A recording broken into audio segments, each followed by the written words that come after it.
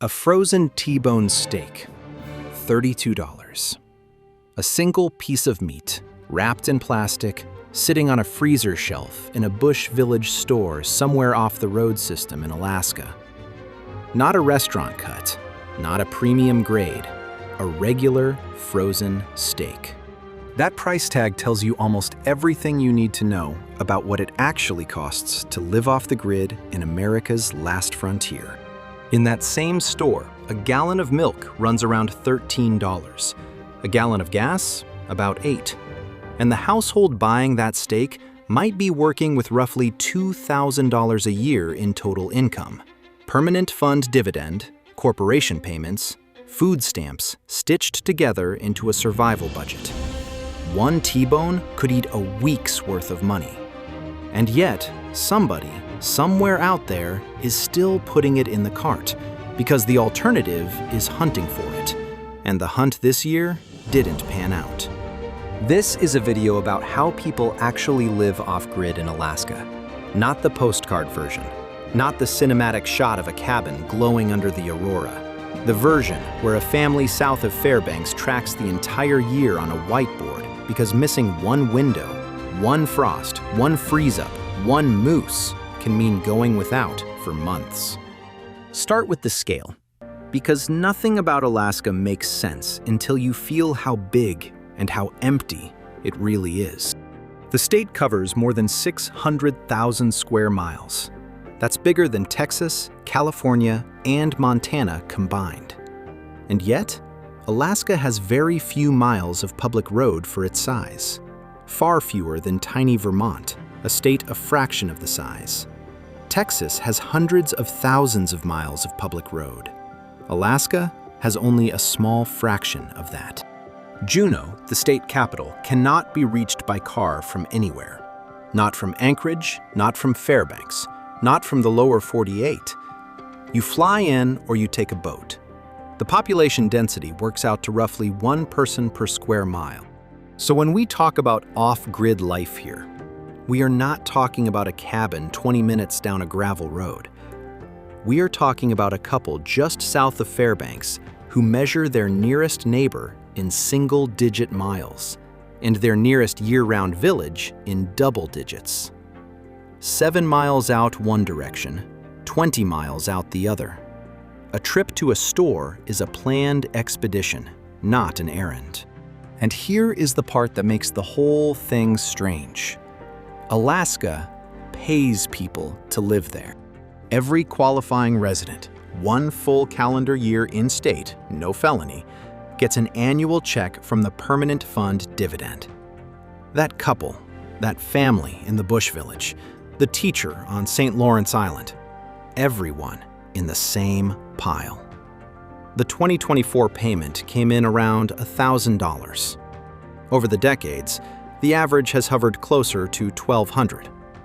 There's no state income tax behind it and no statewide sales tax. Just oil revenue underwriting a check that arrives every October. It sounds generous until you put that check next to a gallon of gas in a fly-in village, or against a longtime resident of 70-plus years who says it takes about $50,000 a year for one person to live a basic life in the civilized parts of the state. Or against a recently retired Alaskan who, after 7 decades in the state, says plainly that she can no longer afford to stay. You'll see that contradiction again. Because Alaska is 2 states wearing one name, there is Road System Alaska, Anchorage, Fairbanks, Wasilla, the Mat-Su Valley, the Kenai, expensive but recognizably American, stitched together by pavement and a Costco run. And there is Fly-In Alaska, the bush villages, the islands, the homesteads off any map you'd buy at a gas station. No roads in, no roads out. A bush plane, a snow machine in winter, a boat in summer. That's it. If you're sketching a mental map of where a newcomer can actually land, that split is where the math begins. The road system cities are the only realistic starting point for almost anyone arriving from outside. Anchorage gives you the major hospital, the international airport, the costs of a mid-size American city plus a premium. Fairbanks gives you a smaller, cheaper version of the same package with worse winters and a stronger arts community. The Mat-Su Valley, Wasilla, and Palmer is the working-class commuter belt. Cheaper land, longer drives, the place tradespeople and young families tend to settle. Juneau and Sitka are postcard towns with broken wage-to-rent math. The lifestyle is real. The salaries don't match the prices. The Kenai Peninsula trades airport access for fishing and scenery. The bush villages are not a relocation option in any normal sense of the word. They are a culture you're born into or married into, not a place you move for the view. To understand what off-grid life in this state actually demands, you have to understand the village reality first. Because the village reality is where Alaska's cost of distance equation gets cruel. Start with groceries. In Utqiagvik, on the North Slope, a gallon of milk runs around $13. A frozen T-bone in a bush village store, $32. A single meal for a family of 4 costs more than some households see in a week. Gas in those same fly-in villages sits around $8 a gallon because every gallon has to be flown or barged in. Drive an hour to the Walmart in Fairbanks, and that same gallon is closer to $4.50. The difference isn't markup, it's geography. Stack a job market on top of that. A native Alaskan resident interviewed in one documentary described villages where roughly 100 people compete for every position that opens up. When a job does open, it often gets filled by someone flown in from outside. The local 100 go back to waiting. What's left is the income floor, permanent fund dividend money, corporation payments from the native regional corporations, Social Security for those who qualify, food stamps. For many households, the total annual income from those sources lands somewhere around $2,000 a year.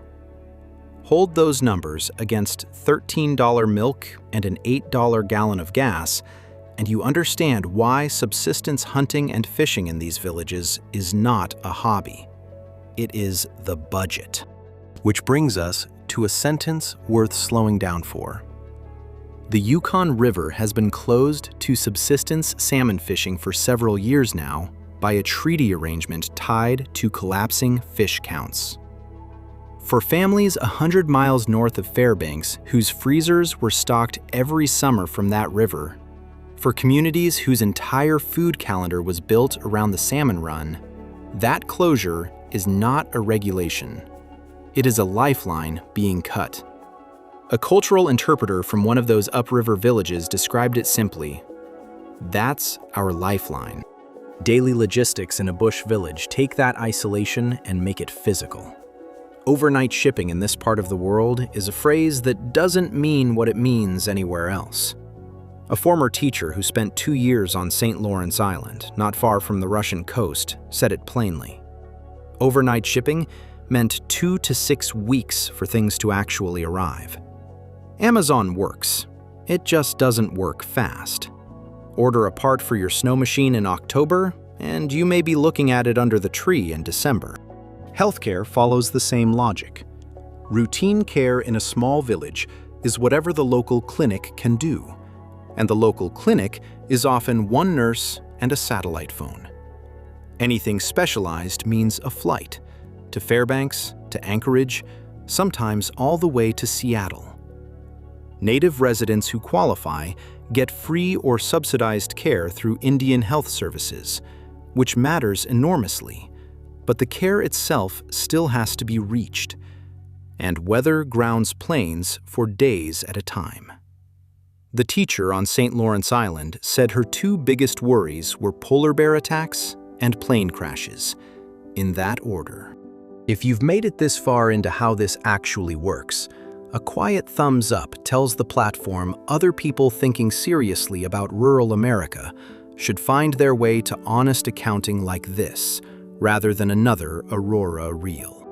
Internet and cell service in the bush sit somewhere between unreliable and absent. Teachers in western Alaska villages describe unstable phone and internet as a daily fact, not an outage.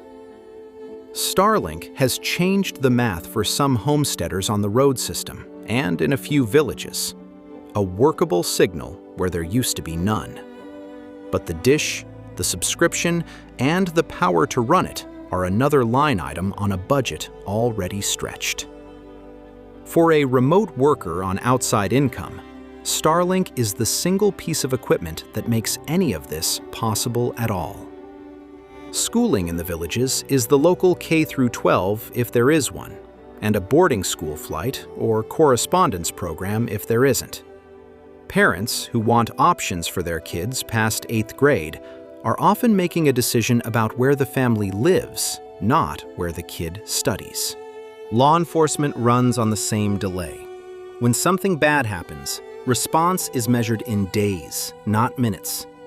A bar patron in Nenana, a village south of Fairbanks, put it this way: "Cops are 100 miles away, so we take care of our own."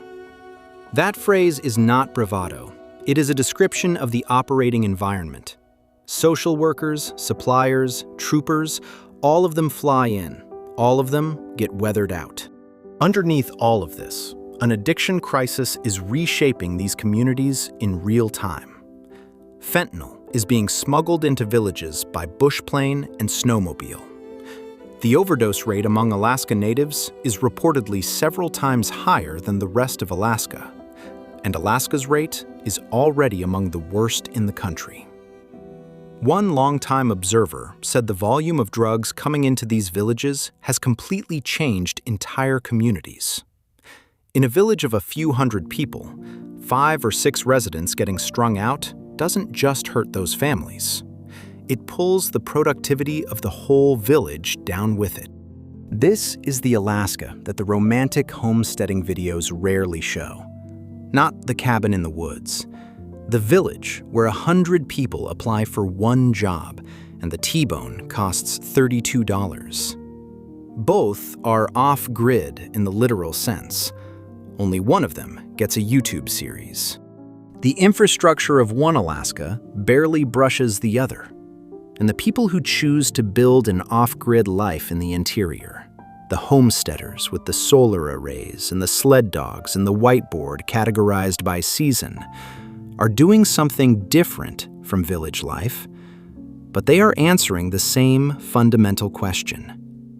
How do you assemble a year of food, fuel, and shelter when the supply chain ends at your front door? The first cabin cost under $1,000 in materials. That is a real number, and it is a tempting one. It is the kind of figure that launches 100 daydreams of moving north with a chainsaw and a credit card. But that number is the beginning of the story, not the whole of it. Roughly 7 miles from the nearest neighbors and 20 miles from the nearest year-round village, just south of Fairbanks, a couple has been building this kind of life for over a decade. Their first guest cabin, the tiny one with the spruce bough floor and the homemade wood stove, came in at about $1,000 in materials. Their second, a bit more refined, ran roughly $750.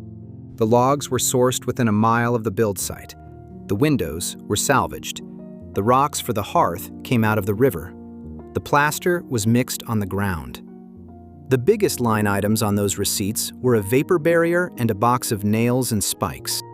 That is what off-grid building actually looks like at the cheap end. It is not buying a kit. It is owning a chainsaw mill, knowing how to scribe a log so the next one sits tight against it, and accepting that each log on the wall represents about 6 or 7 hours of solid work. Their main bluff cabin, the one they actually live in, took 3 years to build. 20 by 20, 2 full stories, dozens of logs in the walls. Cheap in dollars, expensive in everything else. Now layer on the systems that replace the grid. Electricity comes from a small array of solar panels on an adjustable rack tilted to whatever angle the sun happens to be hitting at that point in the year. Laundry is hot, soapy water in a bucket, an agitator worked by hand, and a hand-cranked wringer. Refrigeration is a root cellar dug under the cabin floor, reached by a ship's ladder staircase, holding potatoes for over a year at a stretch without spoiling. Cabbages, jars of bone broth, totes of root vegetables packed in sawdust, buckets of grain, all kept at a consistent, cool temperature by the earth itself, year-round, with 2 vents for fine-tuning in the warmer months. None of that shows up on the cabin invoice. All of it had to be built before the snow came. Then there are the animals. A round bale of hay in the Wasilla and Palmer area runs about $175 right now, and 1 bale will feed a single dairy cow for a couple of weeks. The same brand of 50-pound animal feed runs several dollars cheaper at Walmart than at the local stores like Three Bears, which sounds like nothing until you multiply it across a winter's worth of layer crumbles, rabbit pellets, alfalfa, and cracked corn. Pre-winter logistics for a homestead like this means timing a Costco run an hour each way into Anchorage against the gas, against the weather, against whatever else is on the whiteboard. The whiteboard runs the year. There is a small calendar on the cabin wall, but the real planning lives on a board in the kitchen with a whole category of tasks labeled simply, "Before there is snow." Pick the low bush cranberries after the first frost, but before the snow buries them. Get the round bales delivered while the road is still passable. Stock the chicken coop bedding. Fix the linoleum where the freeze-thaw has lifted the seam and exposed the plywood underneath. Repaint the barn. Top off the dog food. Miss a window, and the next opportunity is weeks away. Here is a question worth dropping in the comments because the answer says a lot about whether someone could actually do this. How far ahead do you plan a week of groceries right now? A day? 3 days? A month? Now imagine that number is a season. If a moose comes through, they get 1. They describe it as winning the lottery because that is a big, close-to-home meet. If they miss the moose, they fall back to beaver, then snowshoe hare, then grouse, then bear, and if they're really desperate, they travel north for caribou. Plan A through Plan G. That's not a metaphor. That is how the protein for the winter actually gets assembled. The fantasy is a cabin in the woods. The reality is a careful tilt of solar panels, a yard full of Alaska huskies because no snow machine can safely reach the terrain the dogs can, a hand-cranked wringer over a soapy bucket, a root cellar smelling of sawdust and herbs, and a running tally: feed, fuel, hay, salvage windows, vapor barrier, paint, glue, lumber, ammunition. That quietly adds up in the background. The $1,000 cabin is real. So is the decade of work that surrounds it. Which raises the next question. If the cabin is cheap, and the land is the cheapest thing about Alaska, where does the money actually go? The check is real. The Permanent Fund Dividend is paid every October to qualifying residents. A family of 4 picks up $4,000 in one envelope at the high end. On paper, that sounds like a head start. Then you stand in a grocery aisle.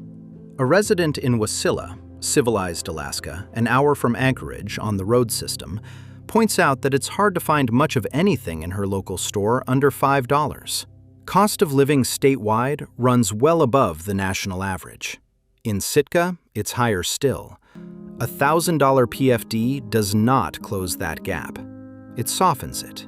Move off the road system into the fly-in villages, and the numbers stop softening anything. Against $13 milk and $8 gas, one native resident in the interior describes the income reality plainly. roughly $1,600 a year from the PFD, maybe $400 more from native corporation payments. $2,000 a year. One T-bone is well over 1% of the annual budget.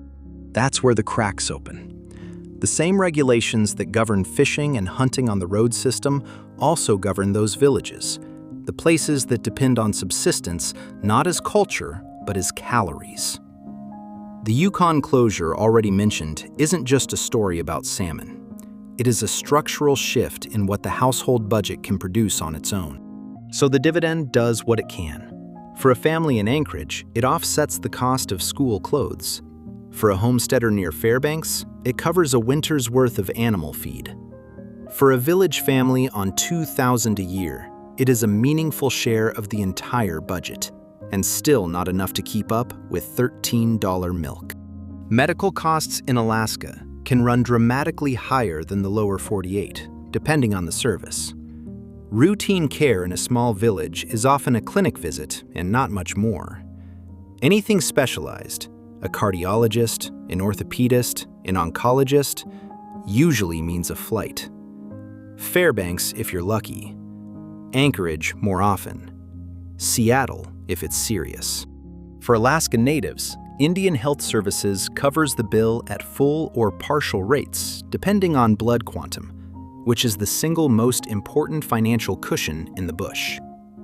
For everyone else, the cost of the care and the cost of the travel stack on top of each other.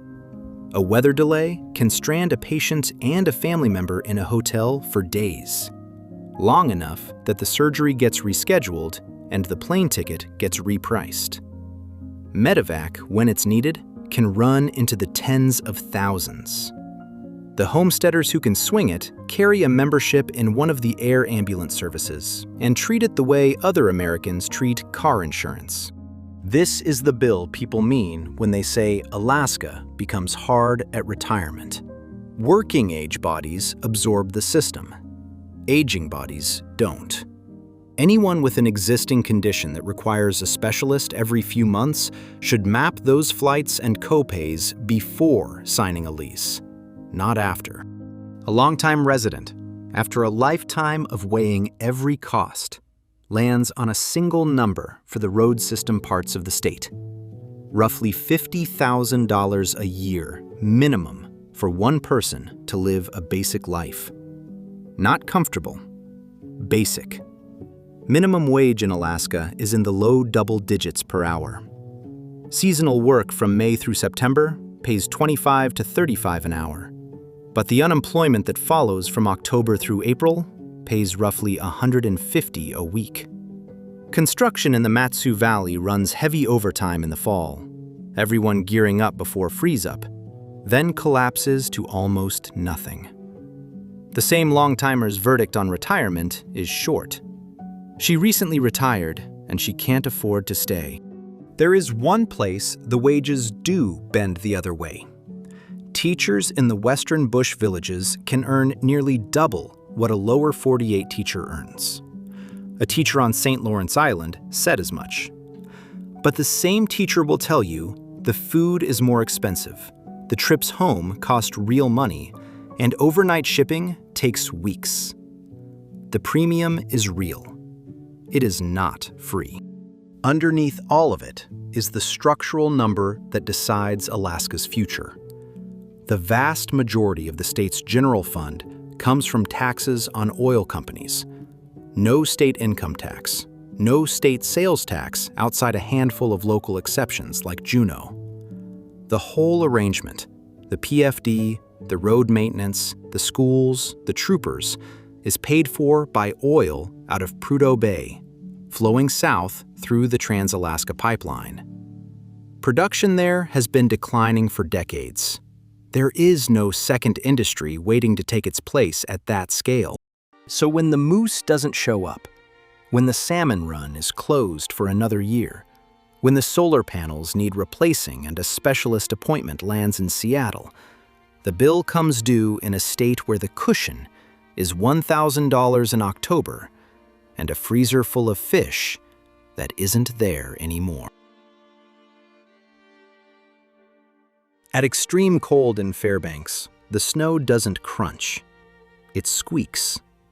A dry, styrofoam squeaking sound under every boot on the walk to the coffee shop. And the long-timers will tell you the squeaking is not what they remember about that walk. They remember who was on the other end of it. The cold and the dark are not actually what break people in Alaska. They are what people prepare for. The breaking happens somewhere quieter than that. The numbers are real. Fairbanks has dipped below 60 below on multiple occasions. One of the coldest temperatures ever recorded in the United States, around 80 below, was logged at Prospect Creek, north of town. At that range, car exhaust freezes in the air. Streetlight beams become solid pillars of light. Locals call it ice fog, and it settles into the low parts of town, while the hills above stay clear. You learn pretty quickly which side of that line your house is on. Winter in the interior starts around mid-October, with snow staying from roughly Columbus Day. The official December solstice is a misnomer up here. By then, it has been winter for 2 months. At the darkest stretch, the interior gets about 4 hours of daylight. By February, the days start gaining several minutes apiece, and the nightly news reports the count. How many minutes gained, how many lost. People track it the way other places track stock prices. Longtime residents structure their winter days around capturing the 4 hours they get. A short outdoor walk for the light. A coffee at a place like the River City Cafe to warm up. A walk back before it goes dark again. That routine is not aesthetic. It is medical. It has to be.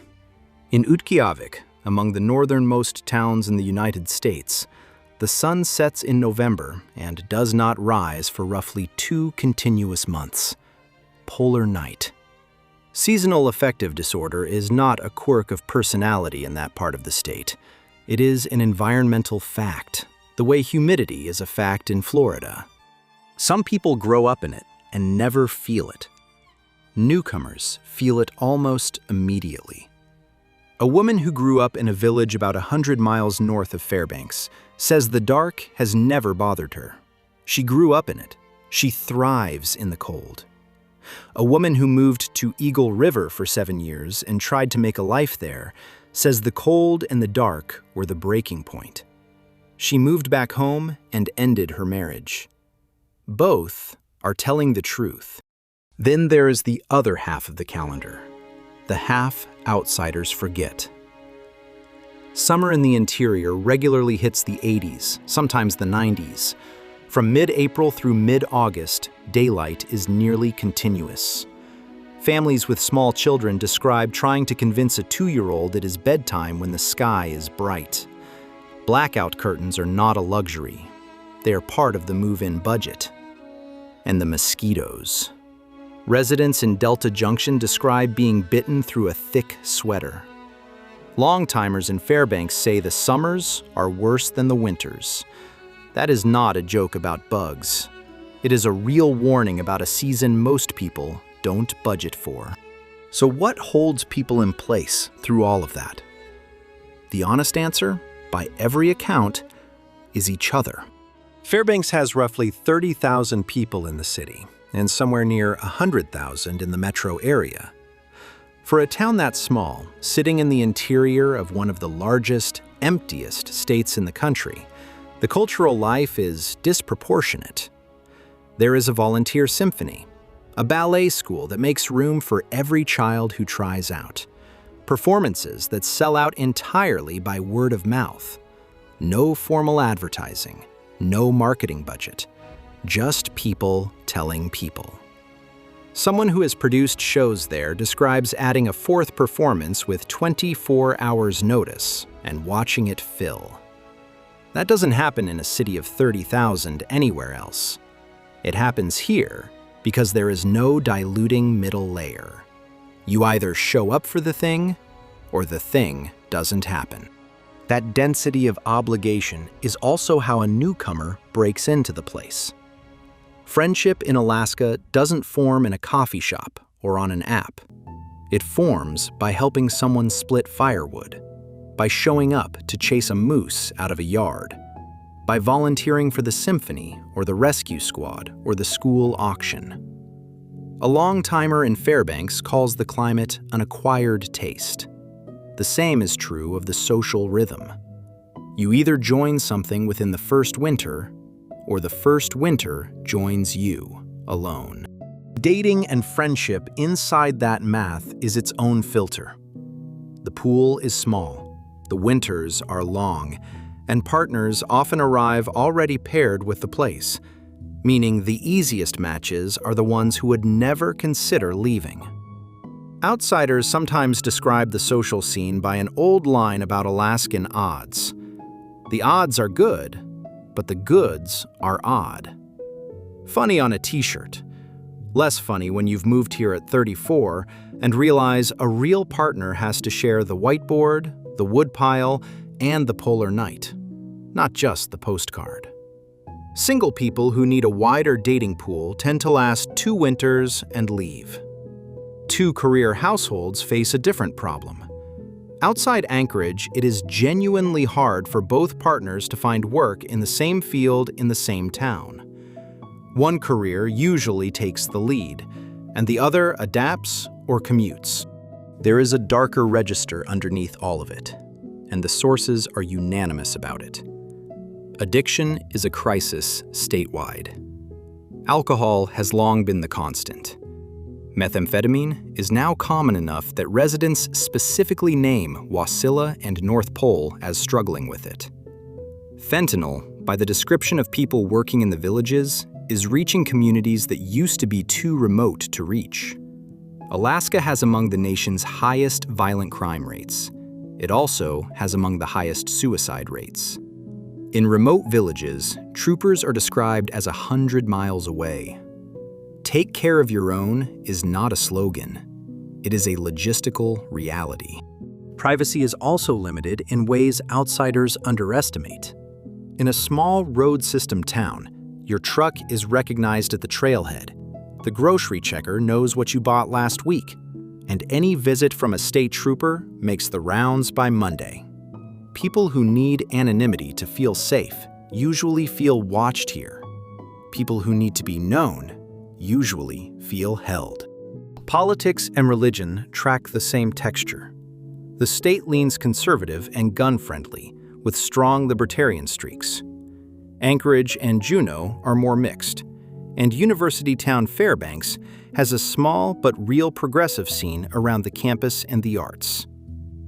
Churches do a lot of the social work in small towns. For newcomers without a faith community, the equivalent connectors are volunteer rescue, the local theater, the dog mushing scene, and any trade that requires neighbors helping neighbors. So the texture of community here is double-edged. You get the symphony that sells out by whisper. You also get neighborhoods where everyone knows which house the trouble is in, and there is no second institution to absorb it, which is the part outsiders most often miss. Climate is something you can shop for at REI. Community of this density, with this weight on each connection, cannot be bought, faked, or hurried. It is the reason a couple living 7 miles from their nearest neighbor and 20 miles from a year-round village can build a guest cabin for under $1,000 and an entire homestead on a small solar setup. Because almost everything they need comes from within a mile of where they stand, and almost nothing they use generates packaging to haul back out. That is the practical floor that makes a homestead viable. The harder floor, the one that decides whether you last, is whether the people around you, however few, are people you can count on at 40 below. Here is what nobody manages to put delicately. The people who leave are not weaker than the people who stay. They simply ran the numbers a different way. A woman who spent 7 years in Eagle River followed her husband up there with a kid in a charter school and a willingness to try. She put it plainly: incredibly wild, incredibly beautiful, and too harsh. She moved back home. The marriage ended on the way out. Cold and dark, she said. That was the breaking point. Not failure of character, failure of fit. A long-time resident of more than 45 years, writing from inside the state, lands on the opposite side of the same equation. Give me the cold, she says, the dark, the bears, the earthquakes, the wide open spaces, the clean water, and above all, the scarcity of human life. She would snap in a city. Two honest people, two opposite verdicts, same weather, same wages, same long winter. Start with the warning the long-timers repeat almost word for word, because new arrivals keep ignoring it. Showing up with little money and a plan to live off the land is among the most dangerous fantasies Alaska attracts. One Alaskan summarized it bluntly: "Forget living off the land here unless you can eat tree bark." The romance of homesteading and the practical reality of homesteading are two different countries. The couple south of Fairbanks built a viable life on a small solar array, a root cellar, and a kennel of sled dogs. But it took more than a decade of seasonal labor, hand-built systems, and a whiteboard full of pre-snow chores to get there. They didn't beat the cost of living. They replaced almost every cost they couldn't control with a skill they'd built. The people who do thrive tend to fall into a few clear categories. Specialists, whose skills command premium wages. Teachers in Western villages earning nearly double a lower 48 salary. Nurses, oil and gas workers, tradespeople who can name their rate. Remote workers with a salary tied to somewhere else and a Starlink dish bolted to the roof, usually based in Anchorage or the Matsu Valley, where flights and groceries are still reachable. Military families who arrive on orders, look around, and choose not to leave. People with a genuine outdoor ethic, not the Instagram kind, the wake up at 4 to process a moose kind. And almost always, people who arrived with a financial cushion thick enough to absorb a broken truck, a medevac flight, or a winter where the moose lottery didn't pay out. The people who leave tend to share their own pattern. Single people who need a wider dating pool. Two career couples who can't both find work in the same town. Those who need city-level amenities and underestimated how much they'd miss them. Those who arrived expecting cheap living and met $32 steaks and $8 gas. Those who never quite adjusted to 4 hours of daylight, or to summers where the sun never really sets and small children stop sleeping. Families who hit middle school and realize the local options are too thin for the kid in front of them. And the group that surprises people most, the recently retired, whose bodies stop absorbing the medical markup at exactly the moment fixed income tightens. Newcomers are consistently the ones who break, and it isn't because they're soft. It's because the body and the mind both take a long time to recalibrate to 4 hours of daylight in December and a sun that doesn't set in July. People raised inside that rhythm don't experience it as hardship. People who arrive at 28 or 35 almost always do. If this video's helping you think more clearly about a place most documentaries flatten into a postcard, subscribing keeps the next honest place-by-place breakdown in front of you. And if there's someone in your life who actually talks about doing this, not as a fantasy, but as a plan, pass this on to them before they sign anything. An accounting like this one is more useful than another Aurora reel. So here is the honest filter, stripped of the romance. The people who last in off-grid Alaska are not the ones who fell in love with the wilderness on a summer trip. They are the ones who arrived with money in the bank, a skill the local economy actually pays for, and a tolerance for being snowed in with the same person for 6 months. They stockpiled hay in September at $175 a bale. They ran the Costco numbers against the local Three Bears prices and made peace with paying a little more to save a 4-hour round trip. They built a Plan A, a Plan B, and a Plan G. Beaver, snowshoe hare, grouse, bear, caribou, if it came to that. They figured out where they'd fly for a specialist before they needed one. They learned which neighbors would show up at 40 below, and they became the kind of neighbor who shows up back. If you're considering this seriously, the test is not whether you love the idea. The test is whether, before you move, you can answer 5 specific questions. What is your income source, and does it survive an October to April collapse in local work? Where is the nearest hospital that can actually treat your existing conditions, and how do you reach it when planes are grounded? What does a full winter of food, fuel, hay, and feed actually cost at the prices in the town you're moving to? Who, by name, would show up for you at 2 in the morning at 40 below in your first winter? And if the answer to any of those is uncertain, rent for 1 full year before you buy land in the same town through the same winter and see what's left of the fantasy when the calendar turns.